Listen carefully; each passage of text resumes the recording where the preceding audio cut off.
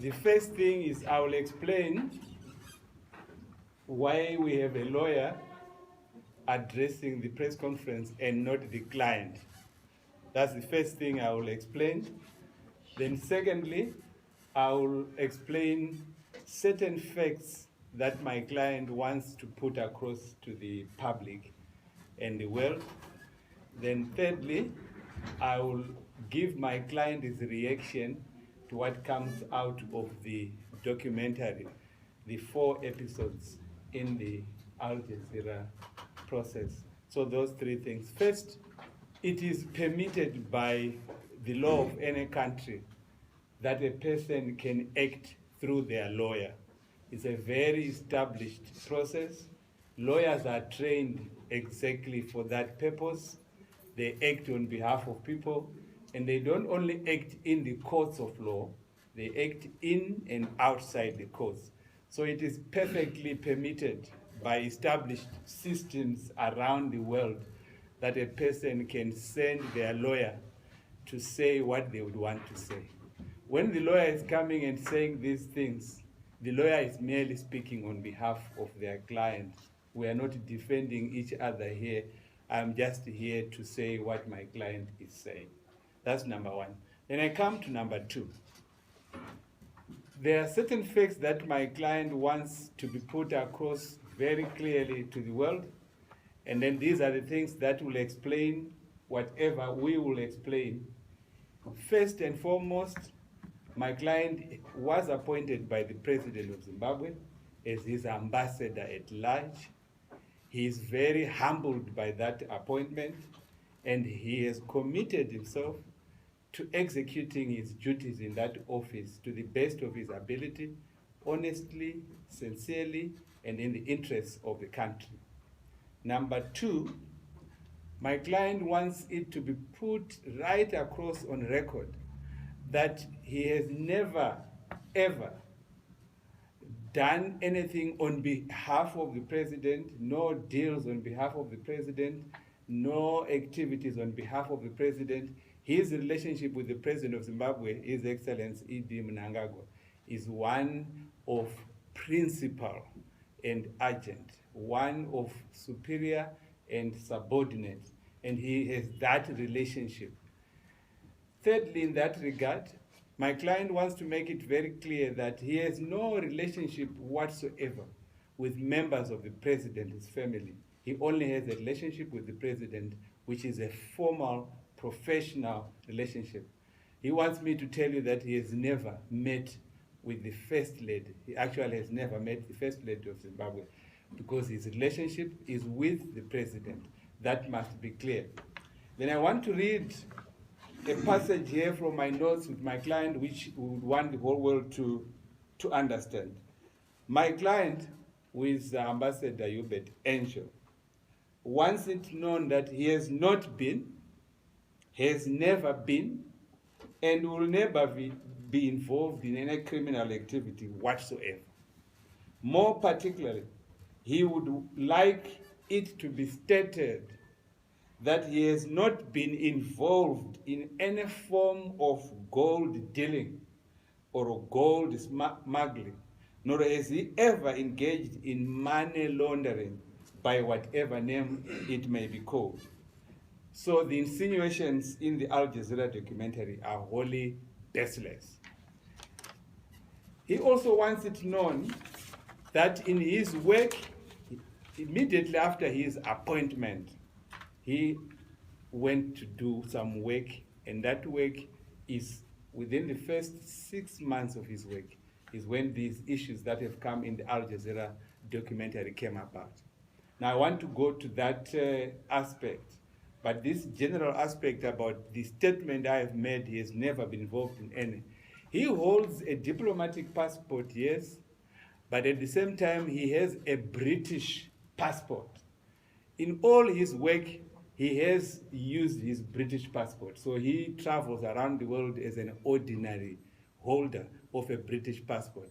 It is only in 3 instances where he has used his diplomatic passport to travel to 3 countries in Africa that include Zambia and Kenya. Those are the instances where he has done so.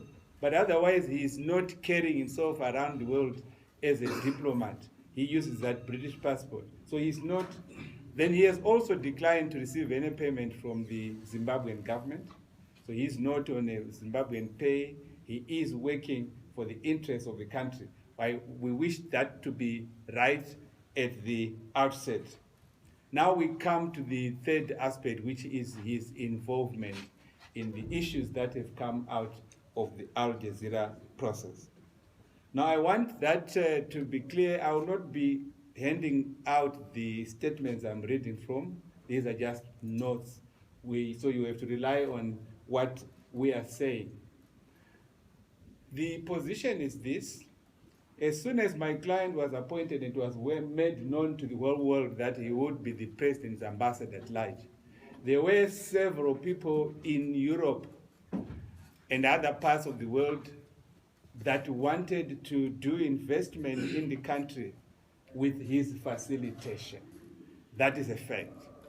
And then among those persons were people that were genuine and those that were not genuine. But he has facilitated these investment opportunities. Sometime in 2021, when the president was attending COP26 in Scotland, there were a group of persons who now appear and feature in the Al Jazeera documentary, who approached the persons working with my client. My client has an office as an ambassador at large, so he has a team of people, a few people that are his assistants. So through one of his assistants, these people approached my client wanting to see the president and have an investment discussions with the president of Zimbabwe. These people were already in London, and the president was attending COP26 in Scotland. When my client was approached by one of his teammates, he made the usual checks with his subordinate to find out how much they knew of these people. He was advised by one of the person involved that they had been in touch with them for a period in excess of 2 years or whatever. They knew them very well. On that basis, my client then thought he could facilitate an interaction between those persons and the president. The rule of practice is that they were going to check what are called security checks. Who are they and so on. And these security checks had to be undertaken through the national intelligence framework of this country. So the intelligence framework of our country went on to check.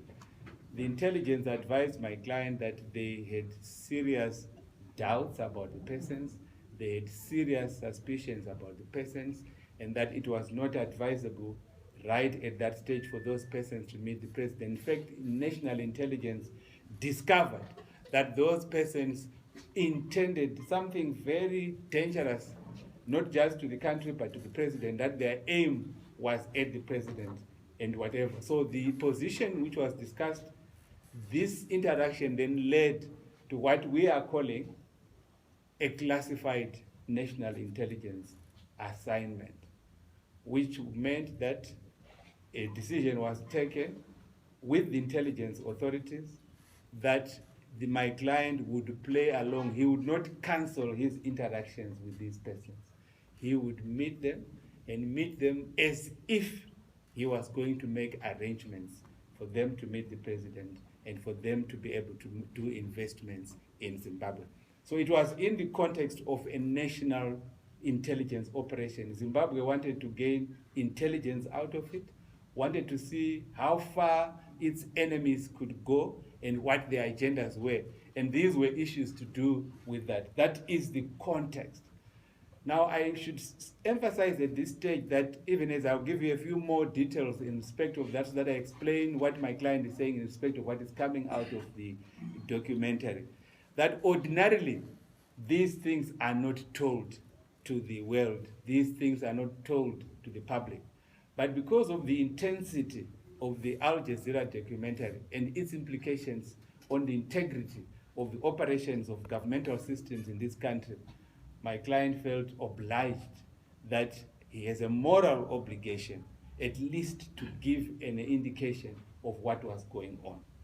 So in terms of then playing along, we want to stress that my client says even as they were going to play along, there was also somewhat a possibility that these persons were not what the intelligence thought they were.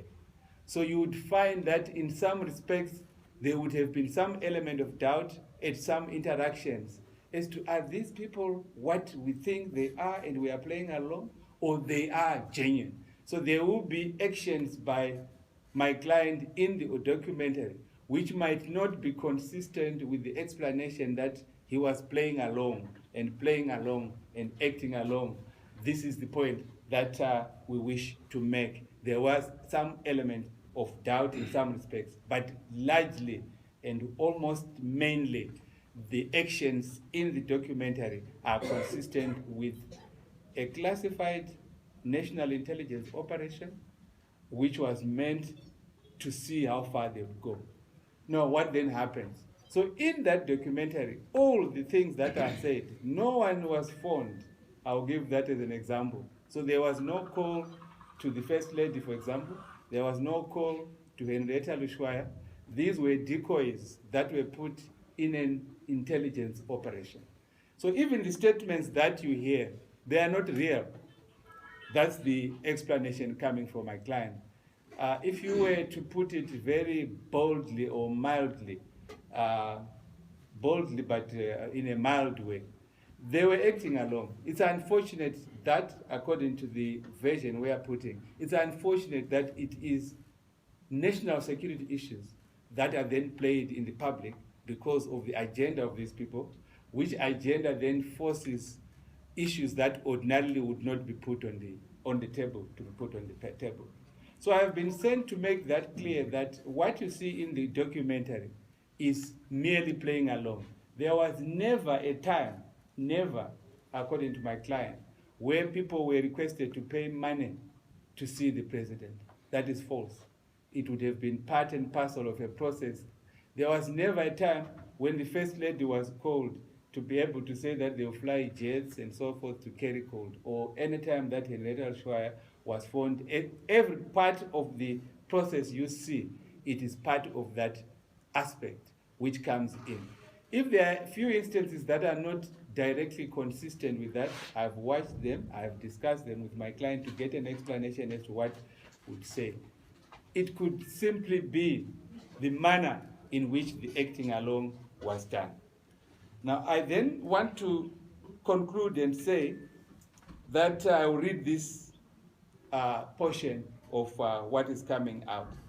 As part of a nefarious agenda to undermine the economic interests of Zimbabwe, including particularly putting the president in the light that is portrayed in the documentary, these persons sought to use Ambassador Eubert Angel as a basis to then carry out that agenda.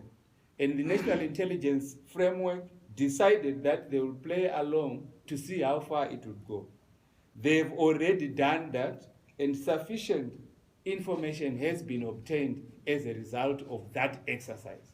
And this belongs to the wealth of information that the National Intelligence Framework here has. I have not been asked to get into the details, but I've been given the authority to answer questions that you might want to ask in relation to issues coming out of the documentary. But the final word that ought to be repeated is that what you see is not real. What you see is real acting, going along as part of a classified intelligence framework. People ought to realize that these are things that are difficult to understand because you don't live in the world of how national intelligence operations work and how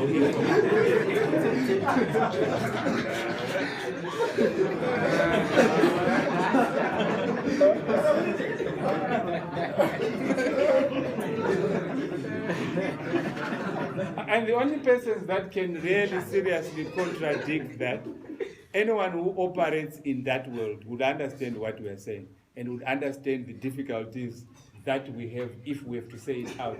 Ordinarily, we would have ignored that and leave it to the processes that are there. So I think I should make that very clear and make that clear as well. He has never worked for the president. There are no deals that are done between the ambassador and the president or the president's family. The president's family was never involved at any stage, and all the things associated with that coming out of the documentary are really acting alone. I would say that I couldn't get an Ndebele expression for it, and you're going to forgive me for that. But in Shona, there is a saying that Wanyangira yaona. So this is what would explain. So Wanyangira yaona, ukanyangira yaona, inenge ichingokona uchingotaridza kunge haisi kukona, iwe uchifunga kuti hausi kuona. But this is the version that is coming from my client, which we thought we should put across to the public. He's totally doing his work to the best of his ability. He's not involved in any corrupt activity of any sort, and he has never dealt with the movement of gold in any way, whether the formal or informal movement of gold. All what you see in the documentary in relation to him is playing along, and that all the conversations, I think I also listened to some of them. The voices that you hear there, clearly if you know the persons involved, they will not be their voices.